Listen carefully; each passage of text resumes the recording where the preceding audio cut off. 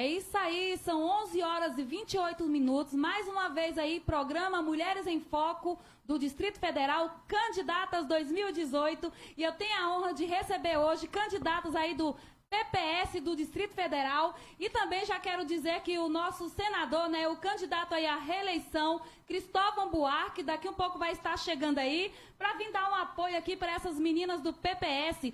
E eu digo mais, é muito importante essa participação masculina, viu, Lúcia? No programa Mulheres em Foco do Distrito Federal, porque o objetivo do programa é mostrar o empoderamento feminino dessas mulheres na política e também mostrar que homens sendo eleitos, eles vão apoiar vocês, meninas, né? Nas pautas que vão ser discutidas aí nas nossas casas, nas nossas câmaras.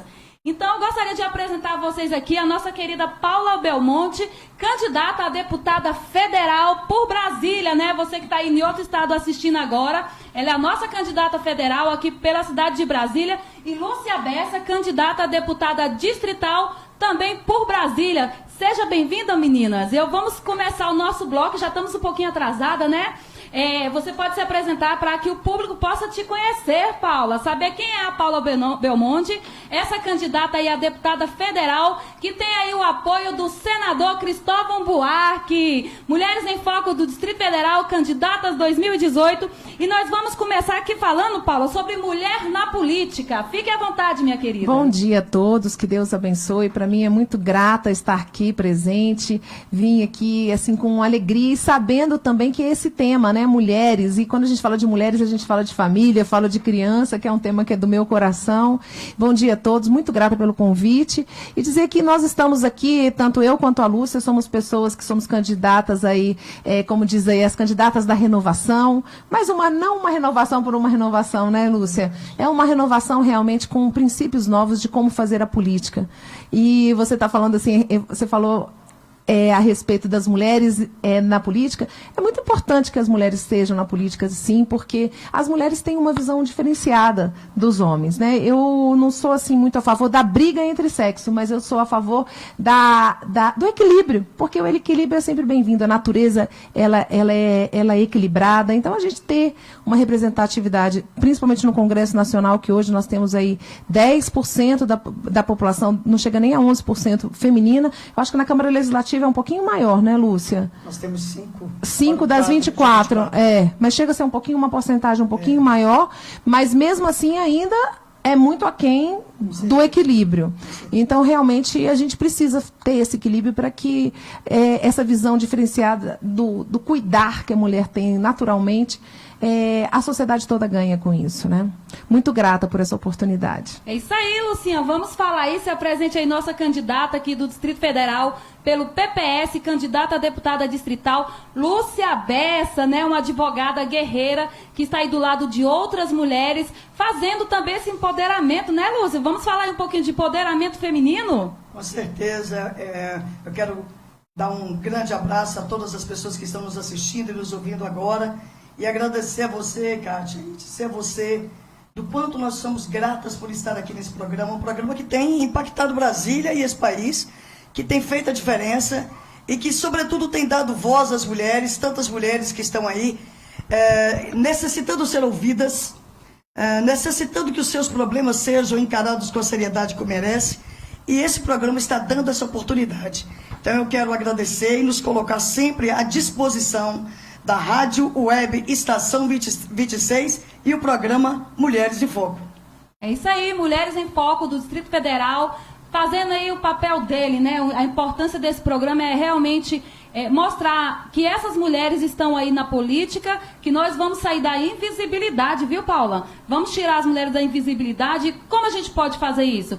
Colocando elas no ar aí, nas redes sociais, e as pessoas podem ajudar essas mulheres compartilhando esses vídeos, curtindo, deixando sua mensagem, mostrando aí que são apoiadores, as mulheres, as candidatas. Então você, ouvinte, você telespectador e você eleitor e eleitora, né, que está aí do outro lado, deixe sua mensagem, compartilhe, deixa aí uma mensagem, né? O que vocês acham da participação feminina na política? E já quero adiantar aqui que a partir do dia 17, nós colocaremos no ar um programa de rádio, né? Rádio Web Estação 26, onde em 4 dias nós vamos trazer 56 candidatas para falarem das suas propostas, para divulgarem seus números e para falar também por que elas estão na política. Então é muito importante que as mulheres venham para ter essa visibilidade, e para que isso aconteça nós precisamos da participação dos nossos ouvintes, né, Lúcia? Com certeza.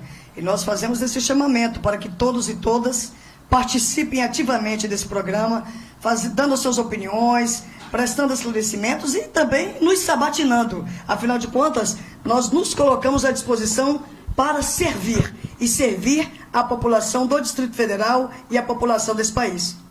É isso aí, eu estou ansiosa aí para o nosso candidato à reeleição ao Senado, Cristóvão Buarque, chegue aí para poder compartilhar aqui com essas mulheres, porque eu quero ouvir a opinião de um homem aí com relação a candidaturas femininas, né? E também quero ouvir aí do nosso senador, se ele vai dar apoio, né, para a Lúcia sendo eleita aí a candidata distrital, para nossa querida Paula Belmonte também, se ela vai ter o apoio aí dos homens na Câmara Federal, né, Paula? Com certeza. É muito importante que tenha o respeito e assim, o apoio mesmo, tanto o nosso para eles e eles para nós. Porque a sociedade é uma só. Né? A sociedade, todos nós ganhamos, não é uma coisa assim que é dividida, todos nós ganhamos. Quando uma mulher tem um atendimento melhor, quando uma mulher tem uma um respeito melhor nas empresas das quais ela trabalha, existe menos violência doméstica também numa sociedade, todos nós ganhamos, uma família ganha. Então é importante que a gente tenha essa parceria, né? Essa parceria do bem comum. Eu acredito muito nisso. É isso aí, Mulheres em Foco do Distrito Federal, candidatas 2018, é um espaço totalmente democrático, né? A democracia a gente só se constrói se homens e mulheres começarem a se unirem e colocar as pautas aí voltadas para as mulheres, para o social, que é onde a nossa sociedade tem sofrido muito, as nossas mulheres têm sido violentadas, nossas crianças têm sofrido também a violência doméstica e outros tipos de violências. Vamos entrar no nosso tema aqui, Paula, a respeito do direito da família. O que você tem aí de proposta, de projeto voltado para nossas famílias aí do Brasil, né? Você, enquanto candidata a deputada federal, você vai estar voltando projeto para todo o Brasil, né?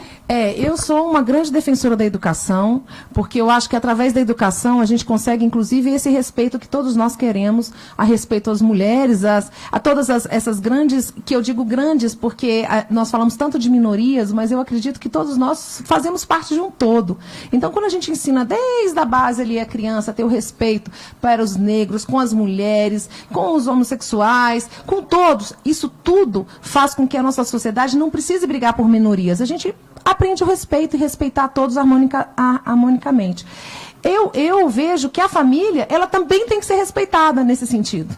Porque muitas ideologias que estão chegando hoje, infelizmente, são ideologias que afrontam a família.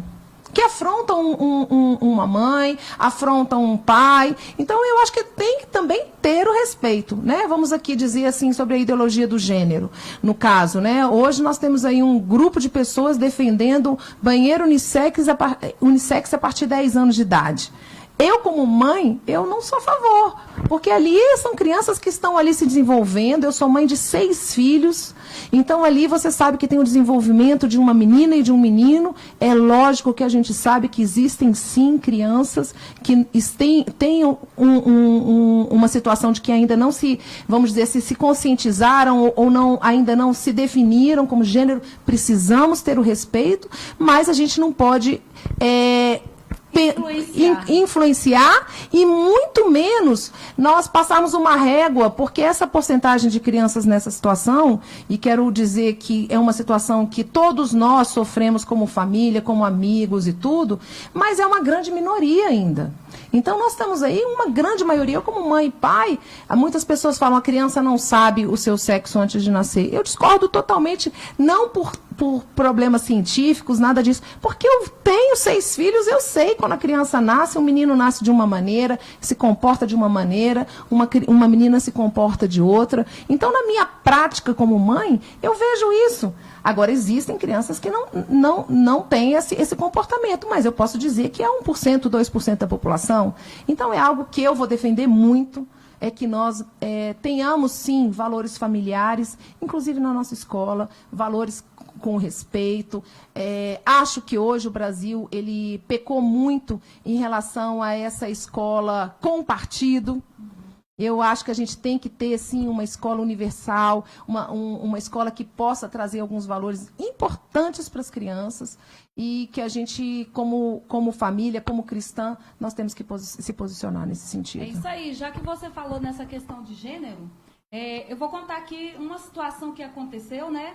E eu, enquanto mãe, né, também pertenço a uma sociedade que se está construindo um processo, né? Isso é uma construção cujas pessoas estão, né, discutindo, mas a gente tem que levar também que tem que ser uma discussão saudável, né, Paula? Então, eu tive uma experiência com uma criança que estava comigo. Eu vou falar porque isso pode servir de alerta e também para despertar que as pessoas comecem a refletir no que elas estão propondo para as nossas famílias, né? Uma criança estava comigo e ela viu uma pessoa transvestida de mulher, né? Aí ela olhou para aquele cidadão ou cidadã, né, como ele queira ser tratado, e falou assim: tia, aquilo é um homem ou uma mulher? Aí eu falei assim: olha, ele é um adulto, né, que fez uma escolha. Então, eu posso ser um menino de cabelo cacheado. Então ela falou comigo dessa forma, eu falei assim: não, você é uma menina de cabelo cacheado, né? Agora você tem que respeitar a posição daquela pessoa, porque ele já é um adulto que fez uma escolha. Então, você é uma menina de cabelo cacheado e você vai constituir uma família. Você nasceu menina. Eu falei, você nasceu menina. Então, quer dizer, eu queria saber onde que ela ouviu isso. Porque uma criança de 7 anos observar isso na rua, né? Então, será que alguém, de alguma forma, levou para ela que ela poderia ser um menino? Né? Então, eu queria entender o que está acontecendo com nossas crianças. Por quê? Nós somos de um lar cristão, igual eu falei, não tenho nada contra também a nenhum tipo de gênero, acho que as pessoas têm o direito de fazer suas escolhas. Com certeza, eu tenho alguns amigos homossexuais e que são pessoas muito queridas da minha confiança. Criança, realmente nós temos que repensar isso aí. Eu vejo assim, eu tive a oportunidade de morar fora do país, eu morei na Inglaterra, e o que eu vejo nesse sentido é que são todos irmãos, não tem aquela coisa assim, porque hoje nós no Brasil temos uma coisa assim, você vai ver novela. A novela ressalta dentro daqueles personagens o homossexual, o negro. É lógico que está trabalhando com a conscientização das pessoas, mas parece que aquilo lá é mais importante do que o outro que não está. Não, a gente tem que tratar todos iguais. É naturalmente, faz parte da nossa sociedade. A partir do momento que você trata naturalmente, você não fica valorizando uma classe ou nem outra. Todos nós precisamos de respeito. E eu quero também ser respeitada nas minhas posições. E eu acho que é isso que é o nosso direito, é respeitar uns aos outros, né? É isso aí, Lúcia Bessa, nossa candidata a deputada distrital. Fala aí um pouquinho para nós, Lúcia, sobre essa questão da família. Você que trabalhou muito aí pelas políticas para as mulheres, né? Tanto mulheres trans como, né, mulheres que realmente se assumiram aí como mulheres mesmo do seu gênero. A Lúcia é uma pessoa boa também para falar um pouquinho. Você concorda conosco, Lúcia? Como que essa questão do que eu te falei aqui, você acha que essa criança, ela de alguma forma foi induzida ou isso é uma coisa natural? Esse é um tema extremamente árduo e a gente tem que tratar, né? Agora, o que eu prego e o que eu entendo que deva ser é respeito às diversidades. Isso. Nós temos que respeitar todas as pessoas indistintamente. Né? Nós vivemos numa sociedade plural, numa sociedade diversa. E, felizmente, nós vivemos numa sociedade diversa. E o que nós temos que ensinar para os nossos filhos e filhas é que essa diversidade é a completude da vida. Né? Ora, como seria ruim se nós não tivéssemos e se nós não convivêssemos com a diversidade? Que nós ensinemos aos nossos filhos e filhas, e a todos nós, inclusive a nós mesmos e a nós mesmos, o respeito a toda e qualquer diversidade. É isso que eu prego. Eu acho que isso aí é o respeito, né? O respeito, porque com respeito você consegue não impor, né? Todo mundo tem direito a esse respeito. É isso aí, ó. São exatamente 11 horas e 44 minutos. Acabou de chegar aqui, né, o candidato à reeleição ao Senado aí, professor Cristóvão Buarque. Muito prazer em receber o senhor aqui, viu? Prazer é meu estar nessa companhia tão boa. Por você ter aceitado aí o desafio de estar do lado aqui de uma candidata a deputada federal, uma candidata a deputada distrital e o programa Mulheres em Foco do Distrito Federal, candidata 2018. Trouxe o senhor aqui hoje, o primeiro homem a participar do programa Mulheres em Foco. Olha a para falar responsabilidade, aí né, Cátia? sobre o empoderamento feminino, a participação da mulher na política. O senhor, quanto um educador, fala aí, professor, o que você acha aí dessa situação nossa? Eu gostei de ouvir a Lúcia falar ensinar. Ensinar nossos meninos a não serem machistas. Ensinar nossas meninas a não serem machistas também. Porque elas são formadas de tal maneira, desde a primeira infância, que terminam sentindo-se inferiorizadas em relação aos meninos. Terminam aceitando uma condição inferior. As mulheres precisam ser emancipadas. E isso passa pela educação. Não tem outro jeito. Claro que quando eu falo educação, eu falo nos 3 grandes elementos da educação. A escola, a família e a mídia. Às vezes até a gente pode colocar a religião. Porque a religião muitas vezes passa mensagens machistas, dependendo da religião, ou outra qualquer. Então são 4 setores que educam, mas eu dou ênfase às 3 primeiras. É aqui que nasce o homem que vai ser violento com as mulheres. Obviamente, tem algumas exceções. É que apesar de tudo isso muito bem, mas depois cai no alcoolismo, cai na droga, e aí termina violento por acaso. Sofre um grande problema, desemprego, não consegue outro por 1 mês, 2, 3, 1 ano, 2, 3, e alguns terminam com isso se perdendo. Mas a grande maioria dessa formação violenta que está caracterizando os homens brasileiros, como a gente vê pelo número de feminicídio. A Paula sempre cita as estatísticas com acuidade, diz os números das mulheres mortas por serem mulheres. Tudo isso só vai ser resolvido com um processo mental, formar uma nova mentalidade, especialmente entre os homens. E por isso eu gostei de entrar aqui na hora que a Lúcia falou a palavra ensino. É isso aí, então vamos entrar aí para o nosso tema educação.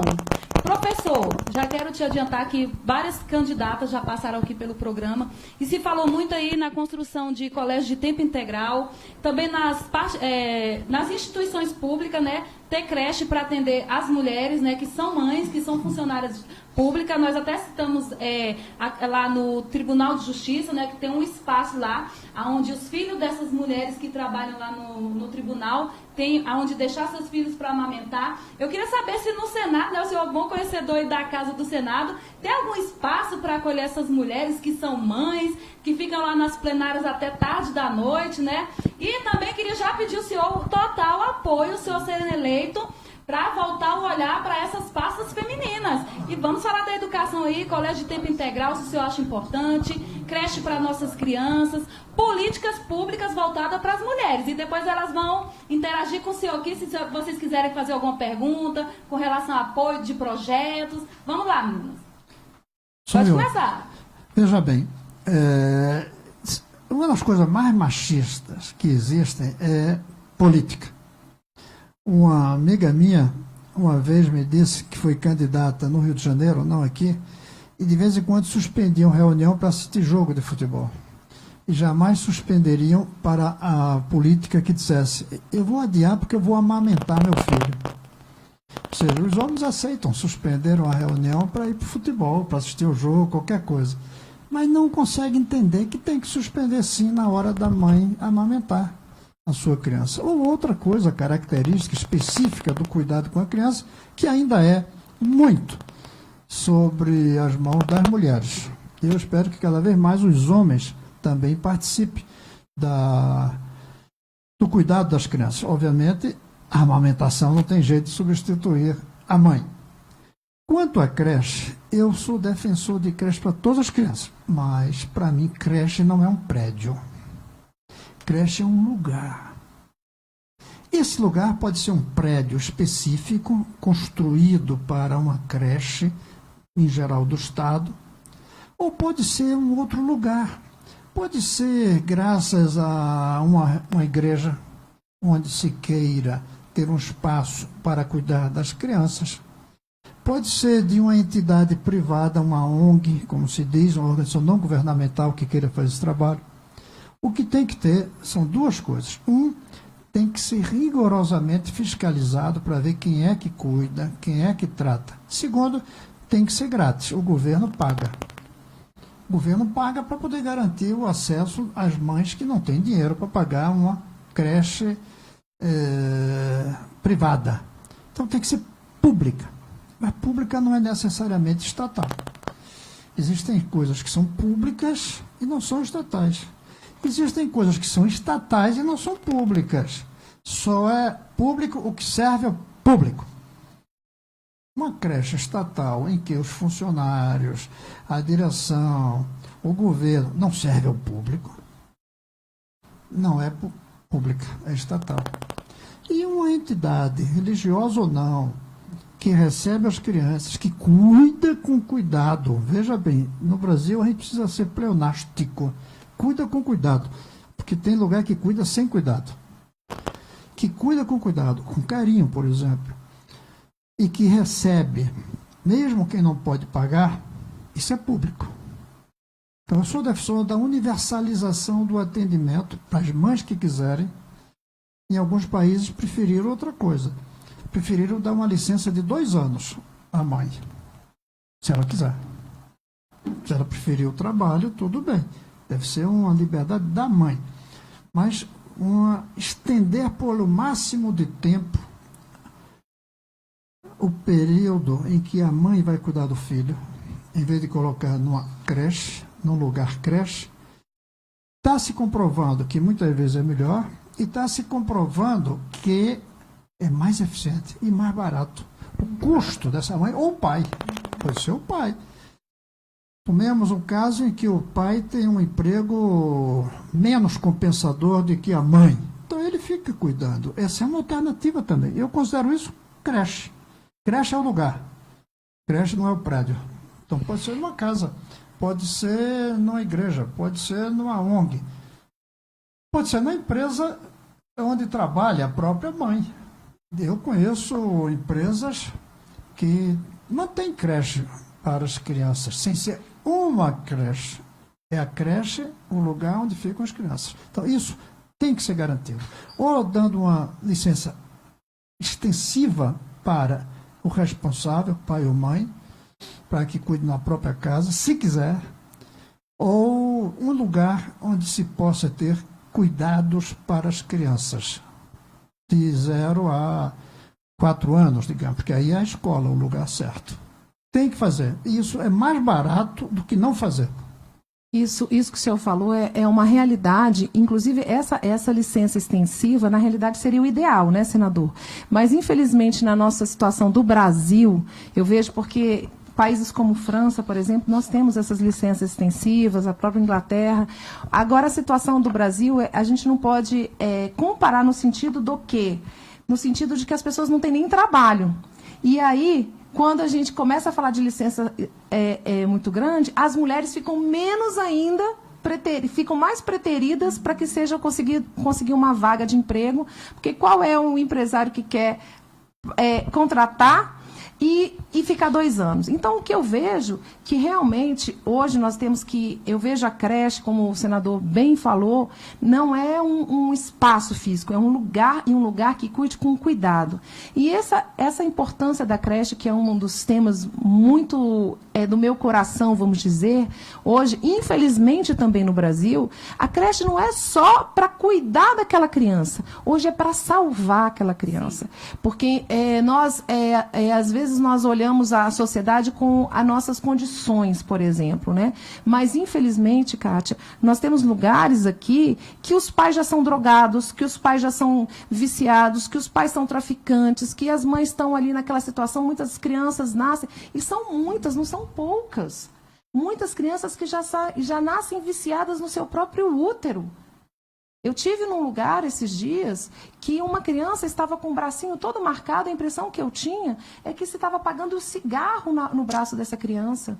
E a mãe era uma viciada em crack. Se aquela criança tivesse um ambiente, como disse aqui tão bem o senador Cristóvão, um lugar que cuide, aquela criança talvez não passaria por isso. E o reflexo de uma criança dessa, qual que é o reflexo de uma criança dessa? Vamos ter muita sorte se aquele menino vai se tornar um cidadão do bem, porque ele aprendeu com a violência. Então, nós, como sociedade, temos que entender que o papel da creche é fundamental para que daqui a uns anos a gente receba homens e mulheres do bem. Porque a questão da violência doméstica também tem um impacto na creche. Porque muitas mulheres não saem para trabalhar porque não tem com quem deixar seus filhos, e a Lúcia é uma das especialistas nisso. Muitas mulheres que dependem financeiramente dos seus maridos sofrem violência doméstica. Então, a creche, na realidade, ela trabalha com um sistema inteiro em relação à nossa sociedade, e temos que ter um olhar muito sério e realmente um olhar de transformação das nossas crianças. Para termos uma ideia, hoje nós temos 21 mil crianças sem creche em Brasília. E olha quanto que isso está tendo um impacto na nossa sociedade e em muitos lares brasileiros, brasilienses, vamos dizer assim, né? E essa questão da educação integral, o que o senador falou, eu vejo que hoje, infelizmente, também nós não temos o lugar, mas temos essas parcerias que o senhor tão bem trouxe, que a gente pode também estar colocando cursos em igrejas, em espaços particulares, fazendo um convênio com o próprio governo, para que a gente possa atender as crianças. Fica mais barato. Porque eu tive na unidade intensiva, unidade de internação, senador Lúcia e Cátia, para adolescentes lá em Planaltina. Sabe quanto custa cada criança para o nosso estado lá? R$9.000. Posso fazer uma coisa? Pode? Eu sei que não é muito politicamente correto para o mundo de hoje. Mas a principal característica de quem vai trabalhar numa casa de cuidar, veja que eu não chamei creche. Creche é uma palavra importada da França. Eu gostaria de que a gente inventasse uma palavra como casa de cuidar, lugar de cuidar. A principal característica, além de conhecer de puericultura, além de saber noções de enfermagem, é carinho, amor. Com certeza. E eu não sei como é que a gente vai colocar num concurso público, saber selecionar a pessoa que tem carinho, que tem amor. Não sei. Mas tem que descobrir.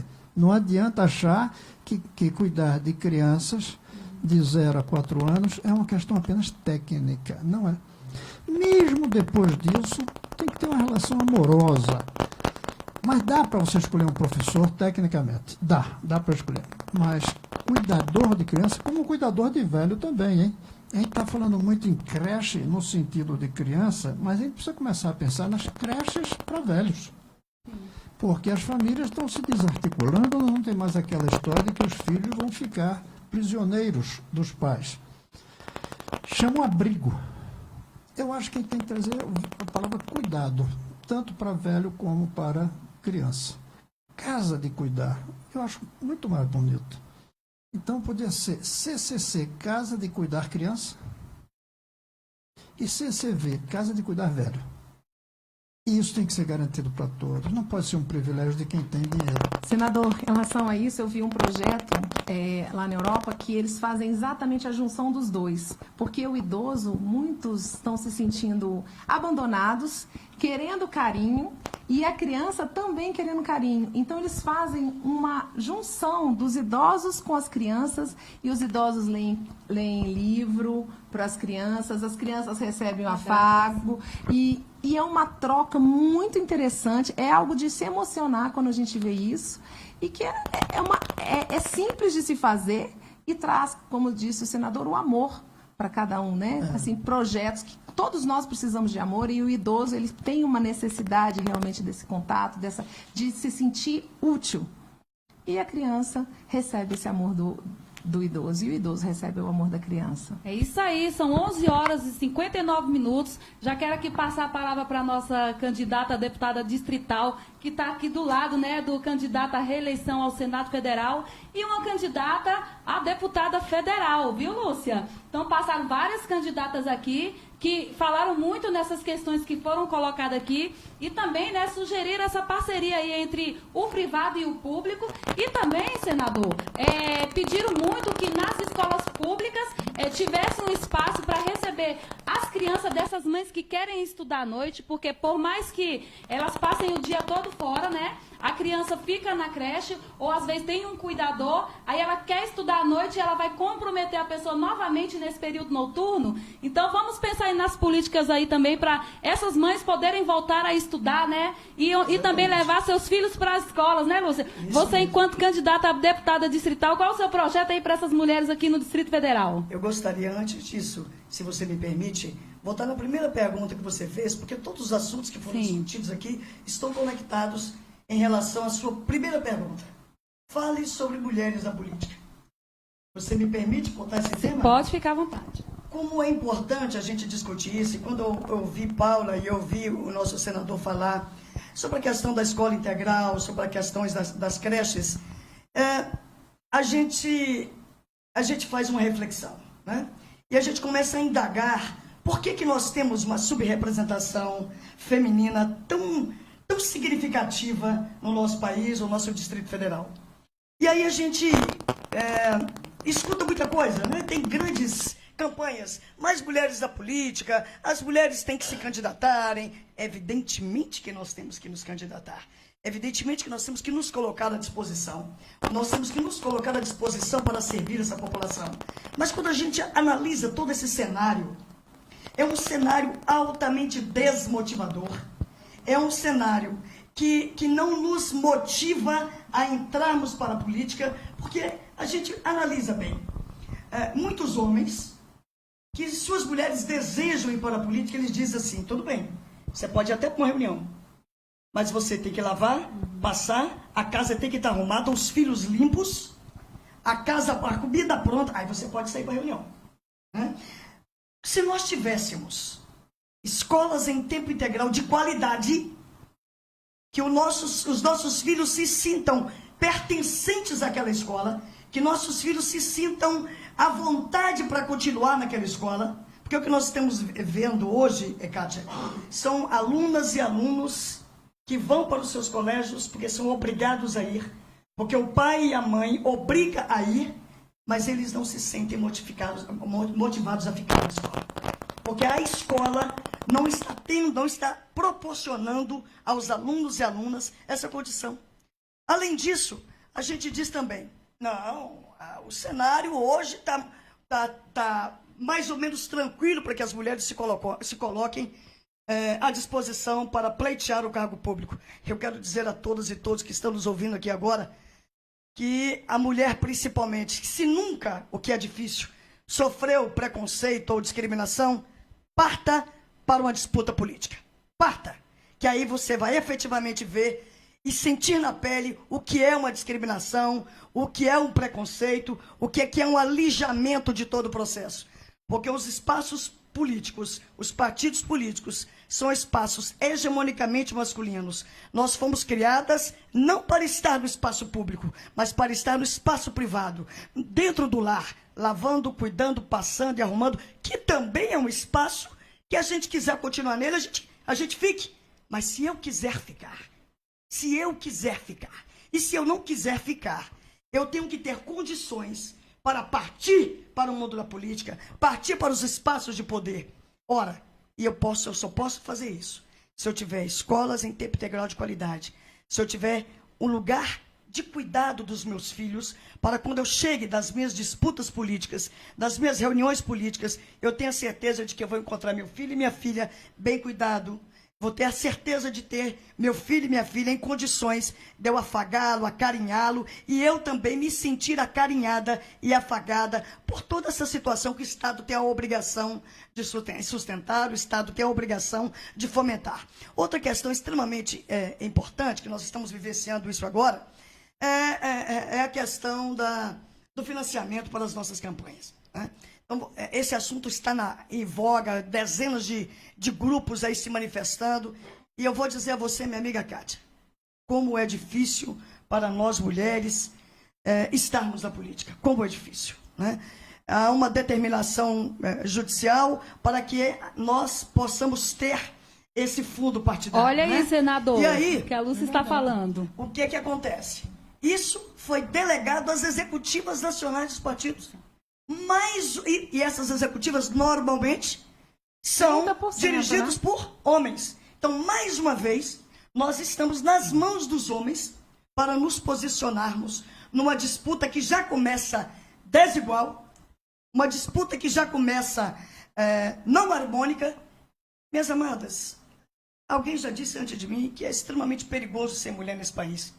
Alguém já disse antes de mim que é extremamente difícil ser mulher nesse país. E é mesmo. Agora, eu quero dizer também a todas e todos o seguinte, que, e não obstante todas essas dificuldades, nós não vamos parar. Nós não vamos ter a nossa voz calada.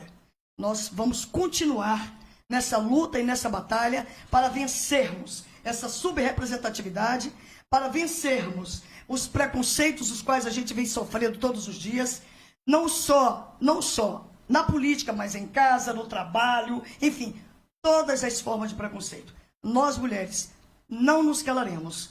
As nossas vozes serão ouvidas, queiram uns sim, queiram outros não. Mas nós não nos calaremos. Esse é o nosso compromisso como mulher, como cidadã e como candidata. É isso aí, já é meio-dia. Só um minutinho, Cristóvão. A Paula Belmonte vai ter que se ausentar, né, que tem outros compromissos. Eu gostaria que você deixasse aí, fala aí para os eleitores o seu número enquanto candidata a deputada federal. Peça aí o voto, né, ao público masculino e feminino que votem em mulheres e que também dê atenção no que foi falado aqui, né, com a representação masculina aqui, dizendo que é importante, sim, a participação feminina na política e políticas para essas mulheres, né, senador? Então, Paula, pode ficar à vontade para falar suas redes sociais e você já está liberada e eu vou continuar aqui o bate-papo com o senador e a Lúcia. Primeiramente, por essa oportunidade. Eu me sinto honrada aqui com o senador Cristóvão, com a queridíssima amiga Lúcia e com você pelo seu convite, Kátia, que para mim é uma honra estar aqui. Quero estar mais vezes. E, assim, o que eu vejo hoje, nós estamos aí com um grande movimento da renovação e, assim, nós precisamos, antes mesmo de votar em mulheres, nós precisamos mesmo votar consciente. Votar com pessoas que a gente se identifique. E uma das coisas que eu tenho batido muito na tecla e que eu acho muito importante hoje, todos nós brasileiros, independente de ser homem, de ser mulher, não vamos votar em pessoas que tenham algum tipo de responda em processo de corrupção ou investigação de corrupção. Porque a corrupção faz parte de todo esse financiamento que a gente está falando aqui. A pessoa que rouba do nosso povo, ela não tem direito mais de voltar. A pessoa que está sob investigação, corrupção, tem alguma coisa ali que vamos deixar ela ter o tempo de responder ela na justiça, só não vamos colocá-la de novo no poder. Depois, se mostrar que a pessoa está limpa, que a pessoa que não tem problema nenhum, aí ela volta, porque ela volta tranquila. Agora, a gente eleger pessoas que estão envolvidas com algum tipo de investigação e corrupção, eu acho que a gente tem que realmente eliminar da nossa sociedade, porque eu fico muito impressionada como nós, brasileiros, ainda temos uma visão de que corrupção é algo pequeno, e não é pequeno. Porque hoje, se nós temos hoje, eu tenho uma bandeira muito forte em relação à criança, nós temos em Brasília crianças que estão cada vez mais envolvidas com a criminalidade, meninos usando droga de 6 anos. Isso é fruto de uma política que não é voltada para o povo e fruto de pessoas que estão com poder e querendo se manter no poder por conta de uma ambição. Então, eu vejo que antes de votar em mulher, vote fazendo uma consciência e uma pesquisa no nome dessas mulheres e desses homens, quem são esses homens e quem são essas mulheres. Temos que dizer um basta à corrupção. Isso é um ponto-chave para que a gente tenha. E eu venho com essa bandeira muito forte em combate à corrupção. Eu tive a oportunidade, como eu disse há pouco, morar na Inglaterra e eu fico muito impressionada com a passividade do povo. Uma pessoa pública em um país sério, quando ela mente, ela é eliminada da sociedade. E hoje, muitas das vezes, a gente vê pessoas que estão aí nas capas de jornais, envolvidas com corrupção, e nós, sociedade, fazemos que não existe nada. Eu fico assim muito é surpresa. A gente não pode ser conivente com isso. Então, não somos a justiça para julgar, mas se está julgando, se está sob investigação, vamos deixar aquela pessoa do lado, vamos deixar ela se resolver sozinha e tudo, e vamos bater nessa tecla de sim, de uma renovação com princípio, com ética e principalmente com amor ao próximo, porque a política ela tem que ser feita com amor. Meu nome é Paula Belmonte, venho com uma bandeira, sim, em defesa das mulheres, em defesa das nossas crianças, dos nossos jovens. Eu venho com a defesa da bandeira de oportunidade para o nosso povo, porque nós aqui estamos falando, Kátia, em 2018, no século XXI, estamos aí numa era digital que as nossas crianças muitas das vezes não se sentem motivadas para irem aos colégios porque elas já estão de uma outra maneira aprendendo, nossos colégios não evoluíram e mais, estamos aqui discutindo sobre alimentação, sobre bons tratos, sobre onde morar, ter uma saúde de qualidade. Então, meus amigos, minhas amigas que estão escutando, vamos transformar Brasília e o Brasil com pessoas que nem esse senhor que está aqui na vida pública há quase 30 anos, íntegro, porque é possível fazer política sem roubar. É possível fazer política sem estar em uma investigação. Nós temos aqui um exemplo de uma pessoa assim. Então, é essas pessoas que eu acho que a gente tem que trabalhar a conscientização. E estou aqui me colocando o nome como empresária, como já falei, mãe, nunca tive nenhum envolvimento com a política. Estou entrando, como todos, entrando com indignação de que a gente precisa transformar a política brasileira e de Brasília. Meu nome é Paula Belmonte e o meu número é muito fácil. É 2345. 2345. Então, entrem na minha rede social, eu tenho o Facebook, Paula Belmonte Oficial, o Instagram, Paula Belmonte Oficial, e a página da internet também, Paula Belmonte. Me conheça e me auxilie a multiplicar esse nome, que é um nome, sim, da renovação, e não renovação por renovação, mas renovação com ética, com responsabilidade e, principalmente, eu acredito numa política de fazer o bem sem olhar quem. Muito grata, viu? Muito grata, senador. Muito grata, Lúcia. Estou esperando a gente conversar. E depois dar um nome lá para ela me colocar lá no grupo, tá? É isso Muito aí. grata. Mulheres em Foco do Distrito Federal. Acabou de, né, a Paula Belmonte, candidata a deputada federal, fez sua apresentação. E nós vamos dar continuidade aqui com o professor Cristóvão e a Lúcia Bessa.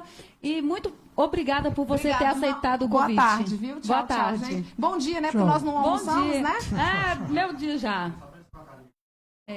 Aí você leva o outro pro eu. É isso aí, programa ao vivo, Mulheres em Foco do Distrito Federal. Muito obrigada, Paula. Tchau, gente. Senador, agora Tchau. o senhor pode ficar à vontade, né? Foi uma fala maravilhosa, mas Foi vamos ótima complementar aí fala. o da nossa querida Lúcia. Eu quero fazer um complemento à fala da Lúcia, que eu acho fundamental. Eu quero falar não só para as mulheres, eu quero falar para as mulheres jovens, jovenzinhas, adolescentes, que estão ainda na escola.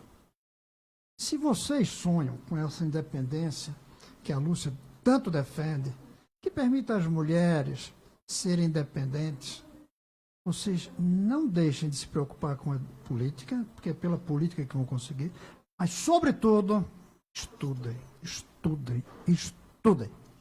É muito difícil uma mulher se afirmar, ficar emancipada e dizer ao marido, eu vou fazer política, se ela não tiver tido um estudo que lhe permite uma fonte de renda e uma autonomia. Então, é preciso estudar para garantir a emancipação. Agora, eu tenho muito orgulho de quando o governador ter criado o programa Bolsa Escola.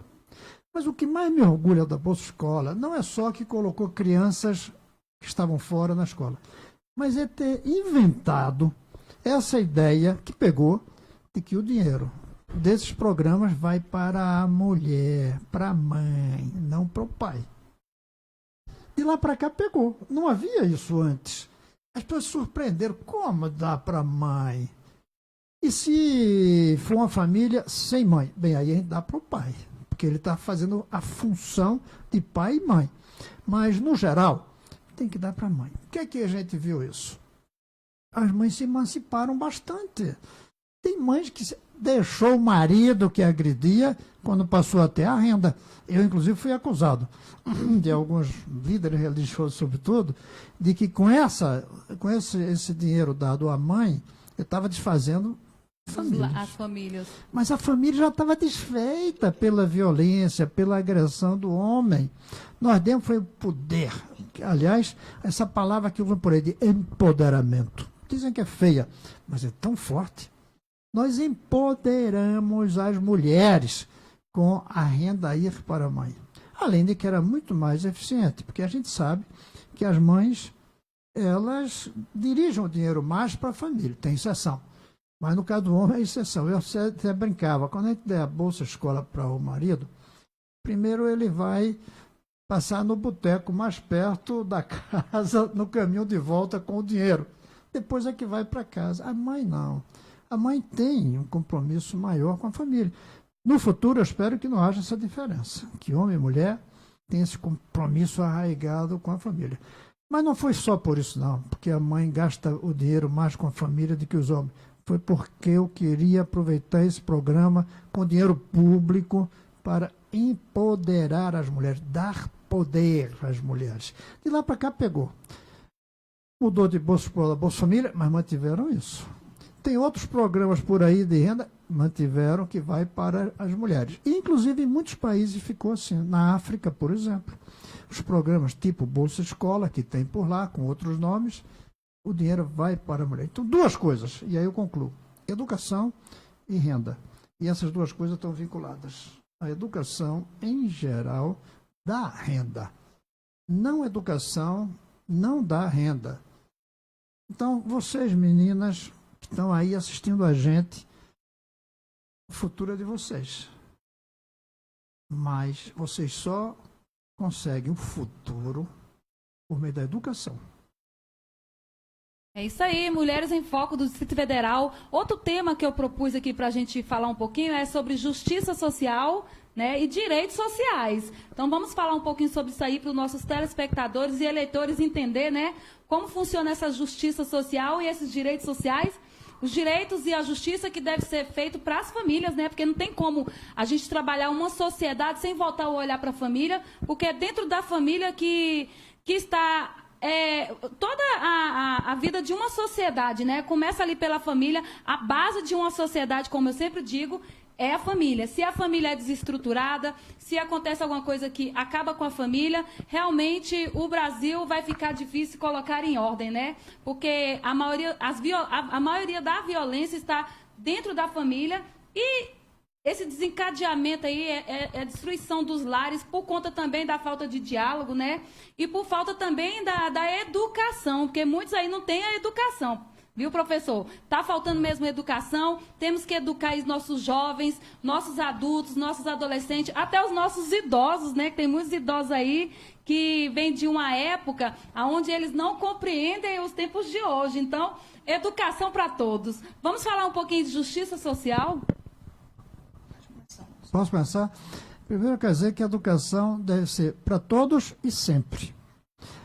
A minha avó, que não era uma mulher instruída, de jeito nenhum, mas ela dizia, contava a história naquela época em que quando uma pessoa estava morrendo, se trazia uma vela para a pessoa segurar a vela na agonia. E ela contava a história para a gente de que levaram a vela e deram na mão esquerda do doente. E ele disse...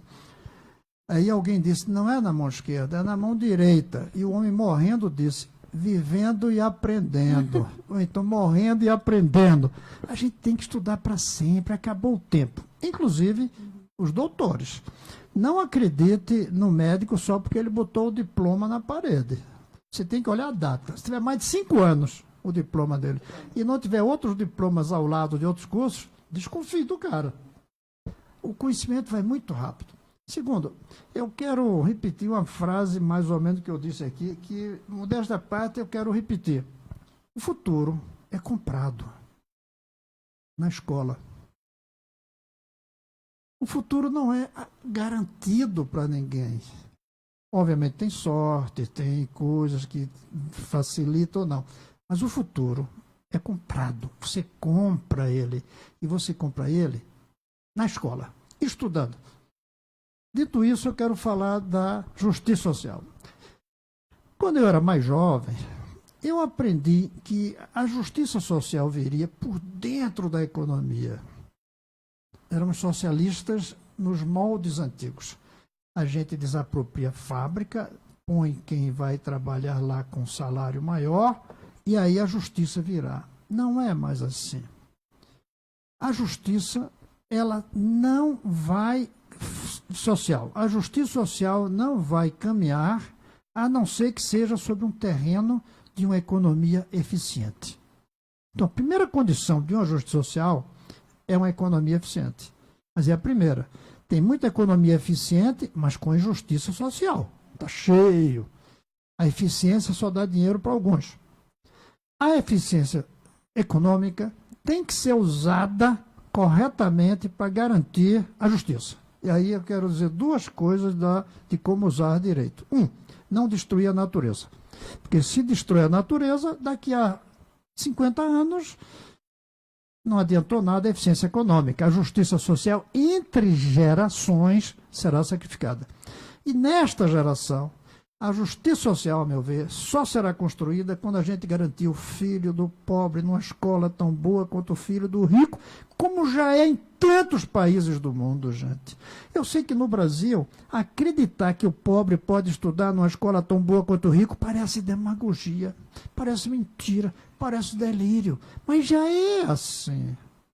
Antigamente, se dizia, os negros devem ser iguais aos brancos. E muita gente achava que isso era impossível na época da escravidão.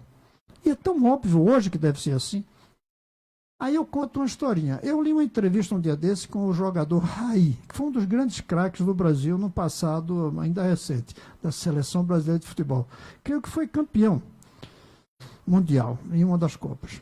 A jornalista perguntava o que mais tinha impressionado o Raí quando ele jogou na França, no mesmo time do Neymar, hoje. E o Raí disse, veja isso, Lúcio, mostra a sensibilidade dele e mostra atraso do Brasil. Ele disse, o que mais me impressionou na França é que a filha da minha empregada ia na mesma escola que a minha filha. Um francês não se impressionaria com isso porque já faz mais de 50 anos que é assim, gente. Na Suécia, na Noruega, na Coreia do Sul, já é assim. Mas para um brasileiro sensível como o Raí, ele se surpreendeu. E é capaz de você também que está me ouvindo se surpreender com isso. Tá, já é assim. E foi essa igualdade que fez o país ser rico e justo. Na medida do possível, obviamente. Tem gente que diz, não, primeiro tem que o país ser rico para depois ter os filhos na escola igual pobre e rico. É o contrário. Enquanto a gente não tiver isso, está jogando fora os gênios, porque não tiveram chance de estudar. Está jogando fora as mentes brilhantes. Se Einstein, o maior cientista, né, que a gente conhece, não tivesse tido uma professorinha que lhe ensinasse o ABC do alemão e as 4 operações, ele não tinha descoberto nada. E a escola que ele ia provavelmente era a mesma que ia os pobres e os ricos da sua cidadezinha, porque a igualdade da educação já é muito antiga por aí afora. O Brasil não terá justiça social enquanto não tiver igualdade no acesso à educação, independente da renda dos pais e do endereço onde mora. Tem que acabar com o CEP e com o CPF, separando crianças na escola. Tem que ser igual. Escola igual trará justiça social. Escola desigual não trará justiça social. Não tem como. Essa é meu comentário, a sua preocupação com a justiça social. Entra o direito, né, Lúcia? E aí eu me lembro aqui, eu estou aqui me lembrando de algumas coisas, lembrando quando eu tinha 14 anos lá em Ceilândia, estudando em escola pública, e eu não tinha outra saída a não ser estudar. Naquele estado de extrema vulnerabilidade que vivíamos, eu só tinha uma saída, na minha mentalidade, porque outras oportunidades, outras chances... E você acertou. Né, estavam se avizinhando. Mas eu entendia que eu não tinha outra oportunidade, outra chance que não fosse estudar, em face dos projetos que aos 14 anos eu já tinha. que eu já queria ser advogada aos 14 anos de idade. Agora, eu não sabia que eu tinha que fazer direito, mas eu queria ser advogada, porque eu entendia que o advogado e a advogada era aquela pessoa que dava voz a quem não tinha voz. E aí, todo o meu caminhar, Kátia, só foi possível, professor Cristóvão, porque eu encontrei um educador que não se ateve à educação meramente formal, uma educação não contestadora. E eu falo isso e me emociono, porque eu encontrei nesse professor, chamado professor Vanderlino, que era advogado e hoje é juiz de direito na Bahia. Eu encontrei naquele homem uma chance da minha redenção. E eu me redimi a partir daquele homem que me ensinou que a educação, ela tem que ser, sobretudo, transformadora. Então, não há como eu admitir um ensino que não seja contestador, uma escola que não seja transformadora, uma escola que não nos ensine para a vida. E eu digo com muita alegria que eu tenho conhecido muitos professores assim. Nós temos um projeto chamado Educação para a Paz, que nós estamos caminhando aí nas regiões administrativas, nas escolas públicas, e que nós temos visto, professor, muitos professores e professoras preocupadas com os seus alunos e alunas que chegam replicando violências que já sofreram nos seus lares. Professores e professoras que se preocupam com alunos que estão se autoflagelando, automutilando, com ideação suicida, em face de comportamentos abusivos e violentos que eles estão vivenciando em suas salas, em suas casas. E isso me traz esperança. Isso me traz alento ao ver que nós temos educadores que se preocupam com os seus alunos, mas que se preocupam com os seus alunos como agentes transformadores de uma sociedade. Kátia, o que nós necessitamos, minha querida, e meus queridos que estão aí nos escutando, é que essa sociedade que nós hoje estamos vivenciando, extremamente preconceituosa, extremamente machista, misógina, transfóbica, lesbofóbica, que essa sociedade toda que não é inclusiva, que segrega, nós precisamos entender que nós só vamos mudar isso através da educação, através de uma postura que nós teremos que tomar, e rápido, viu, Kátia? Sim. É logo, porque os nossos filhos e filhas estão sofrendo, nossos jovens estão sem perspectiva, nossos jovens estão necessitando de uma atuação mais enérgica, não só dos seus pais responsáveis, mas, sobretudo, das autoridades, para que possam ter perspectiva de futuro, para que eles possam opinar, para que eles possam escolher com seriedade, com sapiência, com sabedoria. É o que nós precisamos. É isso aí, aproveitando aí, né, que eu estou aqui com a presença do candidato à reeleição aí ao Senado Federal, o professor Cristóvão Buarque, a Lúcia Bessa, né, candidata a deputada distrital pelo PPS do Distrito Federal. Eu queria pedir a vocês que vocês visitassem a Escola Classe 15, que é um colégio de tempo integral, porque eu tenho uma sobrinha que está lá e a gente falando de educação, de espaço para a criança, que a criança não tem motivação para ir para a escola, eu posso falar aqui sobre essa experiência que eu tive, né? A minha sobrinha, eu estou adotando ela porque ela veio de um lar totalmente desfeito por conta de droga, né? E também, vou dizer assim, a mãe é totalmente desestruturada psicologicamente, é uma mulher que não tem estudo. Então, quer dizer, se ela fosse uma pessoa que tivesse tido oportunidade de estudar, talvez ela não teria perdido seus filhos para o Estado, né? Então, eu assumi a guarda dessa minha sobrinha. E os primeiros momentos que ela voltou para a escola, ela tinha rejeição na escola. E aí ela não queria ir para a escola, aquela situação toda. Eu vou ficar o dia todo na escola, ela com 7 anos, né? E o que aconteceu? Durante um ano, a transformação que essa minha sobrinha teve na escola.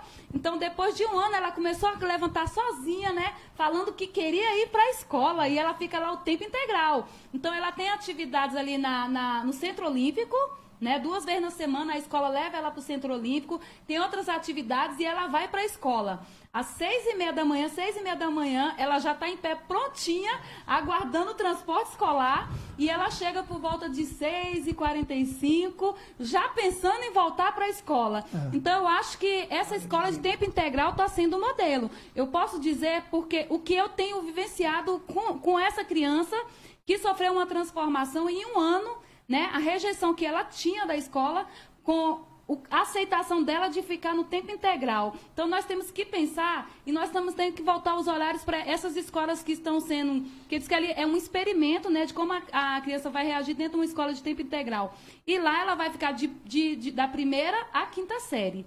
E todos os alunos que saem dessa escola, eu vejo o diferencial, viu, professor? Então, seria interessante que os políticos, né, visitassem essa escola. Não porque minha sobrinha está lá, porque realmente eu vi o desenvolvimento dela. Então, vamos olhar lá, ver o que esses professores estão trabalhando, de que forma eles estão transformando essas crianças, para que a gente possa fazer essa escola um modelo para as outras. Então, essa é uma coisa que eu quero deixar para vocês aqui, que voltem o olhar para essa escola de tempo integral, e o olhar aí para que as mães, né, que deixam essas crianças no colégio de tempo integral, que queiram estudar à noite, também tenham, né, um lugar para acolher essa criança que precisa de uma continuidade. Mas eu acho que seria dentro da escola, para na hora do intervalo a mãe estar junto com ela, né? Porque eu tive que abandonar o meu curso com essa adoção, né? Eu estava fazendo um curso no Instituto Federal de Brasília, o curso técnico em serviços públicos. Aí veio essa questão da adoção, então eu tive que sair porque não daria tempo de eu chegar para pegá-la da escola. Então, eu tive que trancar o curso, não porque ela não estava sendo assistida durante o dia, porque o período que eu ia chegar, eu ia ter que ter mais uma pessoa ali para me ajudar. Então, a opção que eu tive foi o quê? Trancar o curso.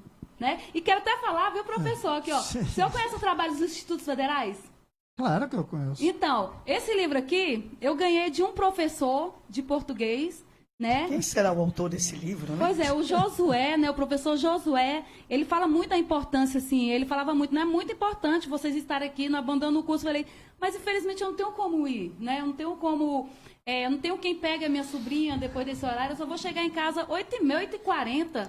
Como que eu vou deixar essa menina com um, com o outro, né? Não tenho condições de pagar para terminar de cuidar dela, porque até às 8 horas... 8h30 seria o período para poder eu estudar, para continuar o meu curso e para dar assistência à criança. Por isso que nós defendemos a creche noturna, viu, Kátia? Eu tenho que assumir o compromisso de cuidar, né? Claro. Aí até falaram assim, você não pode... Não, se eu adotei, eu assumi o compromisso de cuidar dela. Então, ela agora é prioridade. Então, o pensamento feminino é esse, viu, Cristóvão? Sim. E eu ganhei esse livro aqui, ó. Ele vai depois autografar para mim. Professor Josué, do Instituto Federal de Brasília, me presenteou com o livro do professor Cristóvão Buarque. Então, as pessoas falam muito bem do senhor, do seu trabalho, né? Esse olhar aí voltado para as crianças. Já quero te pedir, sendo eleito aí no Senado, volte a olhar para essas mulheres, né, deputada? Não tenho Muito dúvida. Aliás, falar em olhar para as mulheres, campanha é duro, mas tem umas coisas que dão muito prazer. Um prazer foi uma reunião com a Lúcia e um grupo dela, numa sala assim. Uma das moças, Isabela, ela disse, a Lei Maria da Penha é boa, mas o homem tem mais medo de perder seus bens do que de ficar preso. Eu até diria, se não parecesse meio grosseria aqui, os homens preferem ser castrados a perder o carro. Tem medo de perder os bens. E ela sugeriu, por que não põe uma lei que o homem que agride mulher perde os bens? E eu fiz essa lei. Está em andamento, graças a Lúcia, a Isabela. Então, esse meu olhar, eu vou continuar, achando que, sobretudo, é a educação das meninas. Agora, quando eu vi esse seu livro aí, eu fiquei tão alegre, porque eu gosto mesmo de leitor. Porque depois que a gente morre, não vai ter mais nenhum eleitor. Mas eleitor continua. Sim, com certeza. Então, eu fiquei tão feliz quando eu vi, mas me deu uma tristezinha. Porque eu disse, caramba, mais 8 anos no Senado, em vez de estar escrevendo essas coisas... E não dá tempo, não, senador? Não dá tempo? Não tanto. Não tanto. Dá para escrever artigo aqui e ali, mas um livro com essa modéstia à parte, profundidade, rigor literário, não dá. Agora, que direito eu tenho de me dedicar só ao que eu gosto quando o Brasil está se despedaçando? Verdade. Quando a corrupção, Verdade. o desemprego, a recessão, o descrédito, a descrença está tomando conta do país. E até mesmo, digo com medo de incomodar vocês, até mesmo uma certa desagregação do país. Como na Síria, só que sem bombas, mas com assassinatos, com perda de sentimento coletivo, entendeu? Que direito eu tenho disso? Hoje, no Correio Brasiliense, eu li uma matéria com um candidato a presidente em que ele fez uma declaração, nem é um candidato que eu penso em votar, não, que é interessante. Ele disse: eu não quero o voto dos egoístas, dos que não têm sentimento de Brasil. Ele usou isso para criticar o outro candidato, que é o Bolsonaro. Eu não quero voto, eu quero o voto de quem quer uma nação. E realmente está precisando disso. Eu não me senti no direito de dizer a vocês que na minha idade eu vou para casa aproveitar os últimos anos de vida sem ter que ir para o Senado, onde eu vou todo dia. Sem ter que, quando viajo, fazer uma palestra, voltar imediatamente, vou de manhã, volto de tarde, às vezes para o exterior, volto no outro dia. Ficar mais com minhas netas, eu achei que não tinha esse direito. E por isso eu me coloco à disposição do eleitorado. Se quiserem, eu estou pronto para adiar outros livros desses. É isso aí. Não sei se terei muito tempo de vida, mas eu estou disposto. E com essas mulheres aí do seu lado, viu? Elas vão poder te vendo? ajudar e você Não ajudá-las. tenho nem dúvida disso. São 12h35, nós já vamos estar terminando o nosso programa, tá bom? E eu gostaria que vocês deixassem aí as considerações finais, uma mensagem aí aos nossos eleitores e eleitoras. E também falar que foi muito importante esse diálogo aqui, né, entre uma candidata a deputada federal, um candidato aí à reeleição ao Senado e uma candidata a deputada distrital que vai estar representando aqui Brasília, que eu sei que ela tem um olhar aí para as mulheres, né, juntamente com o senador Cristóvão Buarque, a Paula Belmonte, candidata a deputada federal. Então, o programa Mulheres em Foco é isso, a gente veio para quê? Para dar oportunidade para que essas mulheres possam falar nas redes sociais e também, né, que cheguem aos homens, né, de uma forma assim mais direta, né, porque aqui acaba sendo de uma forma direta esse diálogo entre homem e mulheres. Lógico que no programa Mulheres em Foco a maioria vai ser mulher, né?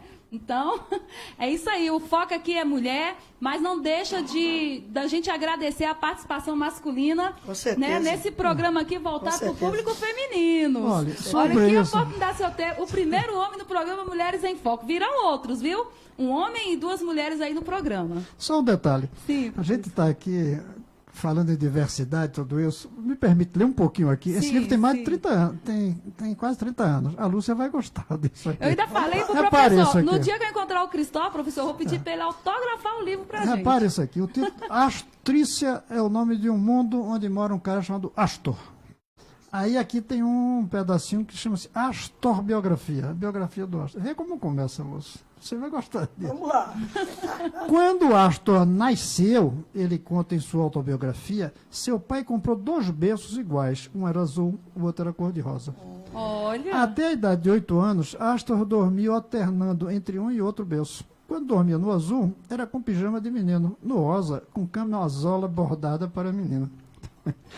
Da mesma maneira, com uma sistemática bem definida, sua infância foi usufruída entre centenas de brinquedos, alternando bonecas e bolas, casinhas e soldados, panelas e carros de bombeiro. O próprio carinho dado por seu pai era ordenadamente ambivalente, chamando às vezes por Astor e às vezes por Astrícia. Como as crianças que crescem falando 2 línguas, Astor conta que ele cresceu comportando-se igualmente desembaraçado como menino e como menina. O resto, vocês procurem um livro que eu acho que nem se encontra mais por aí. Mas veja que tem uns 25 anos e já está aqui uma visão de respeito à diversidade. Muito bem, senador. Isso.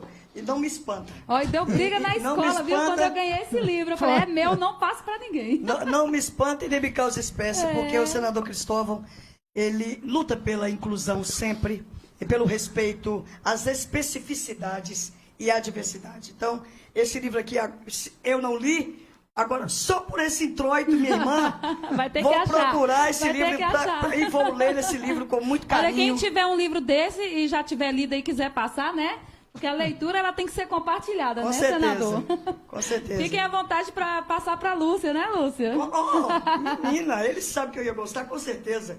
Queridos, queridas, eu quero agradecer aqui a nossa participação, dizer que eu estou muito honrada em estar mais uma vez aqui na nossa Rádio Web Estação 26, com você, Kátia, com o Yelton ali atrás das câmeras, mas sempre com cuidado, sempre lutando pelo bem dos nossos jovens, das nossas crianças. Esses dois são dois militantes contra a pedofilia aqui no Distrito Federal, fazem grandes movimentos, marchas, jantares, enfim, sempre para alertar sobre a importância desse tema e sobre quão grave é esse crime.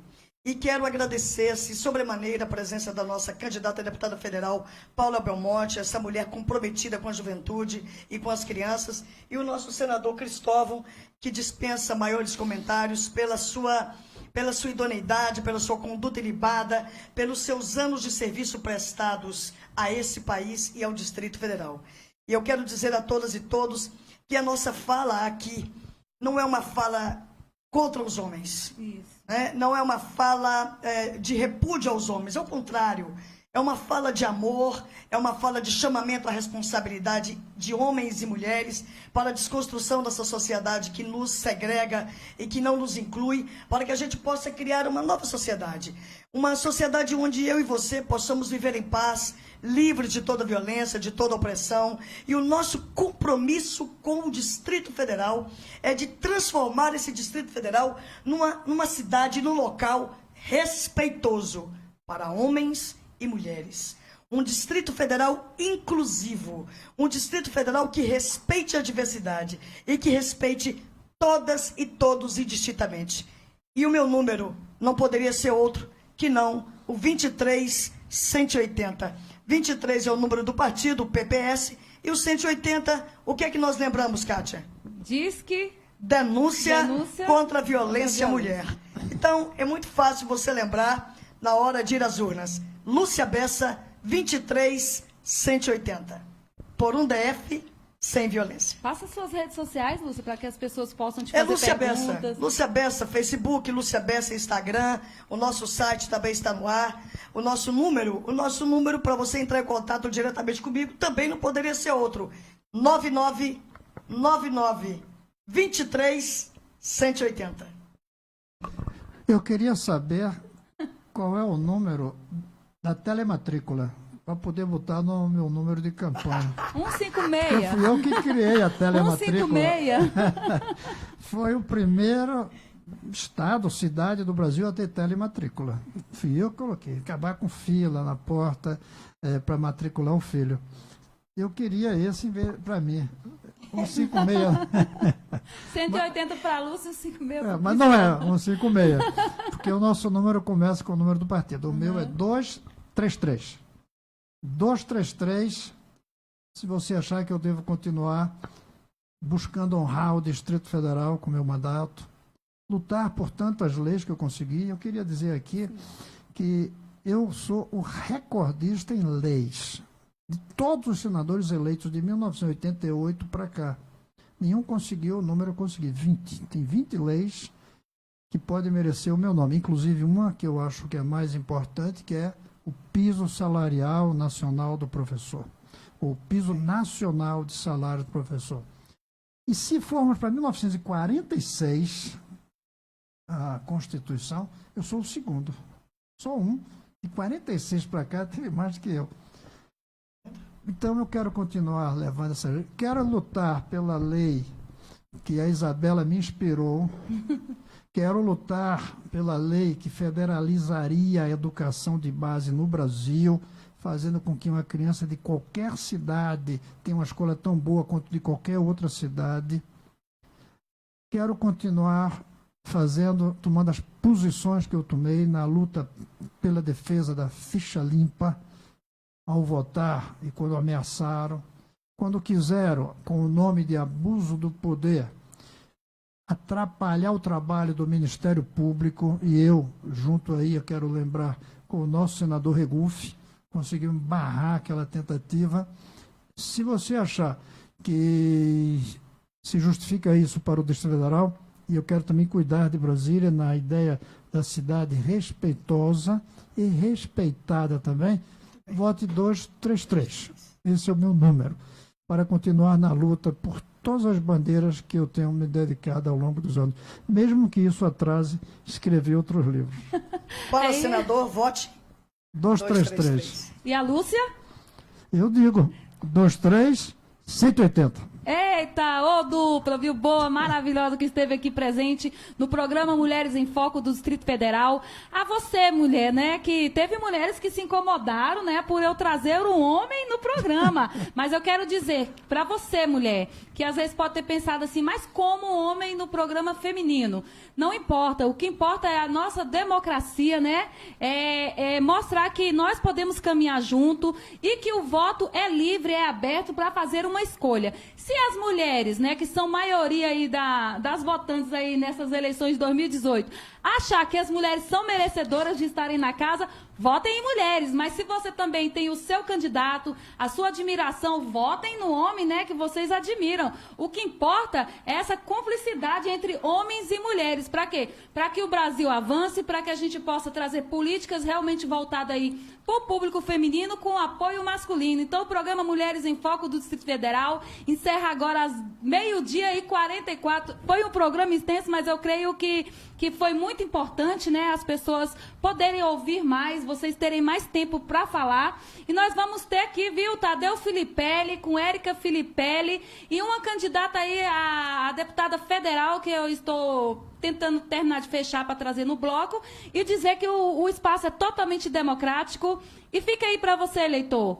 Faça a sua escolha.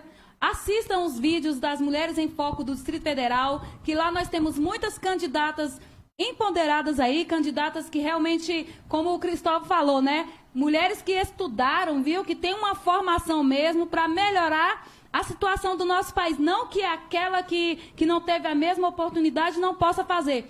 Pode, mas vamos voltar os olhares aí para quem realmente tem projetos, né? Porque para o Brasil desenvolver tem que ser pessoas que realmente tenham projetos e estejam aí realmente pela causa política em melhorar a situação do Brasil. Então, Mulheres em Foco do Distrito Federal, candidatas 2018, recebeu aqui hoje a candidata a deputada federal Paula Belmonte, do PPS do DF, o candidato à reeleição ao Senado Federal, professor Cristóvão Buarque, também do PPS, e a nossa querida Lúcia Bessa, candidata a deputada distrital do PPS do Distrito Federal. E eu agradeço a paciência de todos e a perseverança por vocês terem nos escutado até agora. Deixem aí seus comentários, compartilhem o vídeo, façam suas perguntas, tirem suas dúvidas aí nas redes sociais. Eu tenho certeza que eles vão estar lá respondendo vocês, viu, ouvintes e telespectadores. Um abraço aí para todo o Brasil, né? Para quem também está aí fora do Brasil nos assistindo agora nesse momento. E para você do Distrito Federal, eleitores e eleitoras. Vamos compartilhar, vamos assistir e vamos avaliar e fazer o voto consciente. Essa é a proposta do programa Mulheres em Foco do Distrito Federal, candidata 2018. E muito obrigada a participação de vocês. Obrigada, nós, Kátia, nós é que agradecemos. Eu quero Obrigada. dizer que foi um grande prazer estar aqui com você e com essa grande mulher. Essa é uma boa parceria, Lúcia. É isso aí, é um compromisso firmado entre homem e mulher.